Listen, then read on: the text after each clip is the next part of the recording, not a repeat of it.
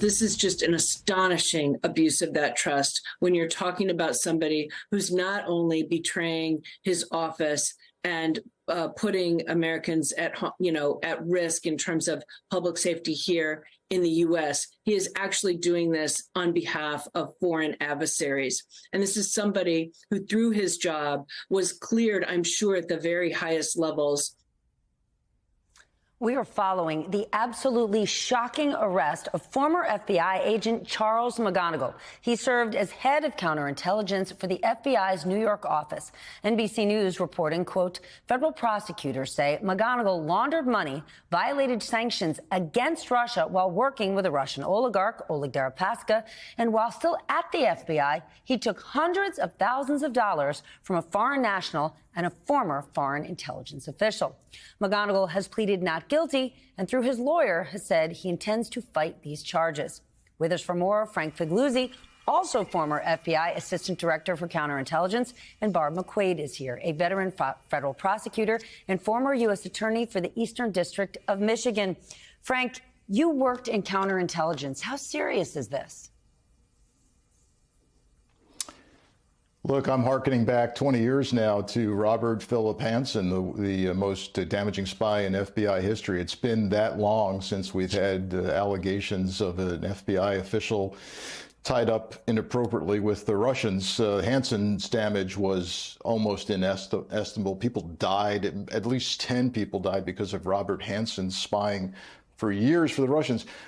But I have to say, I'm trying desperately, I'll concede, to find any bright spot at all here, Stephanie, because those of us who worked with Charlie were on the phone and texting all day today, just distraught and angry, a wave of various emotions. But what we're not seeing amongst the charges yet is espionage. What we're seeing is god-awful, a betrayal of trust.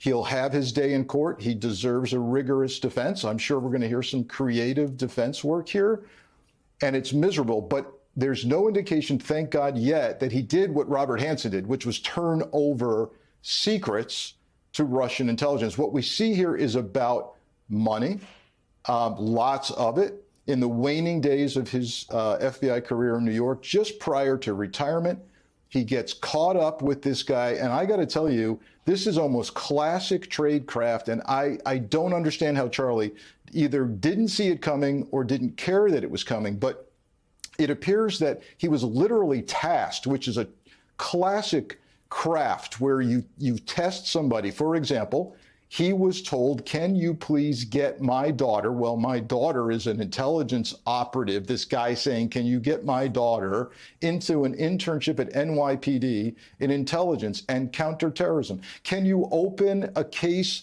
on this oligarch, Deripaska's rival? And then in a separate case out of Washington, can you open a criminal case as a favor for this Albanian intelligence officer? And then just from my own background, understanding the compartmentalization that had to go on to investigate the highest ranking counterintelligence official in the largest FBI field office in the nation.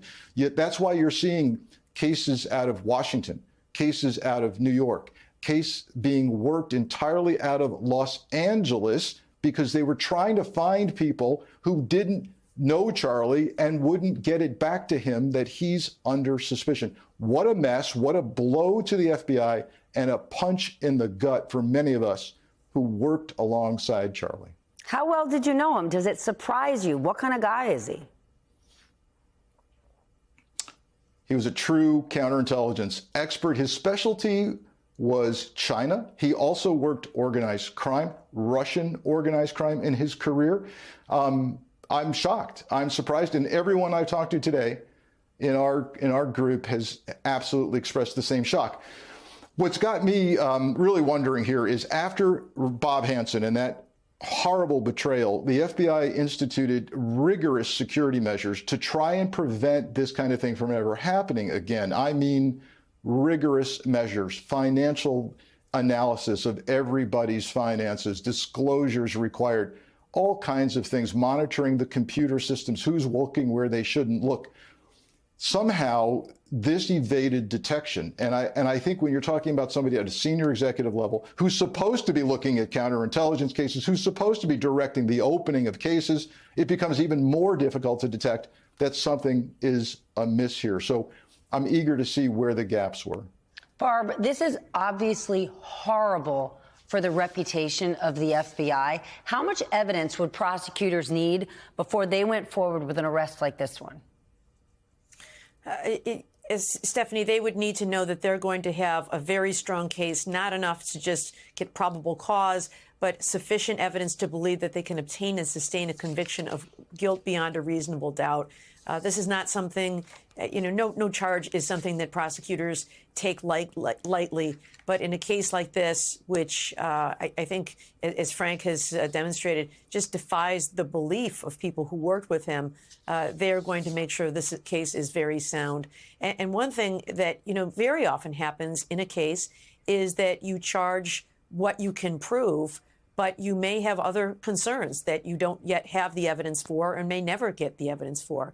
And so I imagine a big part of this investigation isn't just charging the crimes that can be proved, but also assessing the damage that could go deeper than this. There may be other things that he has done where they're not able to prove it beyond a reasonable doubt. But that would be critically important to find out how far this damage goes. So I imagine that has been part of the investigation. Maybe that has already occurred.